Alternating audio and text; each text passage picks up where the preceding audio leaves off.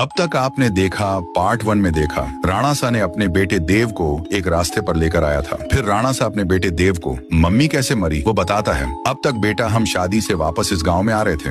हमको आते आते 7 बज चुके थे। सारे घरों की खिड़की दरवाजे बंद थी। तभी मैंने तुम्हारे मम्मी कहा, नंदनी अब हमारा घर बहुत दूर है और वो लोग आ जाएंगे। फिर तुम्हारे मम्मी बोला, हाँ तुम सही कह रहे हो, हमको झाड़ी में, वरना कहाँ तो छुपना पड़ेगा। तभी नंदनी ने एक टूटी फूटी लकड़ी के झोपड़े की तरफ इशारा किया। मुझे वह झोपड़ी आज की रात बिताने के लिए सही लगी, इसलिए मैं झोपड़ी में जाने का फैसला किया। हम दोनों झोपड़ी की ओर जाने लगे। हम उसके काफी नजदीक आ गए थे। मैं तो उस झोपड़ी के अंदर चला गया, पर तुम्हारी मम्मी बाहर रुक के किसी से बात करने लगी। मम्मी को एक छोटी बच्ची रोके बोल रही थी, आंटी मुझे बहुत डर लग रहा है, मैं बाहर छूट गई हूँ, मेरा घर बहुत दूर है। फिर मम्मी बोली, बेटा तुम रो मत, तुम एक काम करो, हमारे साथ आओ। इतना बोलते ही उस छोटी बच्ची ने माँ के चेहरे पर हमला कर दिया। तुम्हारी माँ वहीं पर मर गई। मैंने जोर से चिल्लाया। नंदनी फिर वो लड़की मेरे पास आकर मुझको बोली, आओ ना अंकल, बाहर हम साथ में खेलते हैं, बाहर आओ ना, क्यों डर गए, अरे आना, और हंसने लगी। राणा सा ने देव को ये माँ की कहानी बता के तीसरा दिन था। देवराजू की टपरी से एक कुरकुरा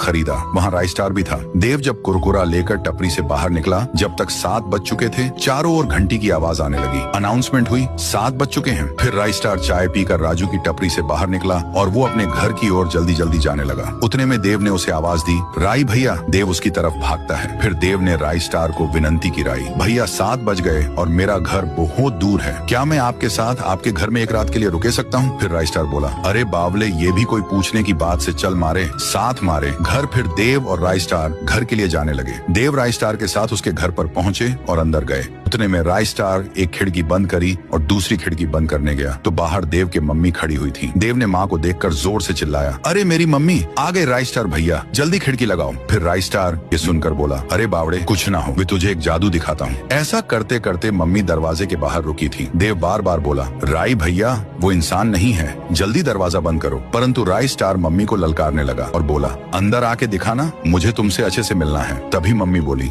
तुम एक काम करो, तुम ही बाहर आ जाओ, मैं तुमसे अच्छे से मिलूंगी। ये देखकर कर देव को बड़ा आश्चर्य हुआ कि ये अंदर क्यों नहीं आ रही। फिर देव राइस स्टार को बोला, राई भैया ये घर के अंदर क्यों नहीं आ रही? राइस स्टार ने जवाब दिया, बेटा जब तुम्हारे मम्मी को बाशिंदी नोच नोच कर मार दी थी और थारा बाप साला झोपड़ी में ही था, वही सब मैं खिड़की से देख रहा था। मेरे मन में सेम सवाल आया कि बाशिंदी झोपड़े में अंदर घुस के थारे बाप को क्यों नहीं मार रही थी। यही जानने के लिए मैं अगले सुबह उस झोपड़ी के अंदर चला गया और चारों तरफ मकड़ी के जाल के सिवा वहाँ कुछ नहीं था। मैंने जब कोने में देखा तो वहाँ पर एक चमकदार जादुई सर की शेप में भोपड़ा था और वो वही भोपड़ा देख वहाँ रखा हुआ है। इसीलिए ये बाशिंदे अंदर आ सकते समझ गया कि और इसी की मदद से थारा बाप बच पाए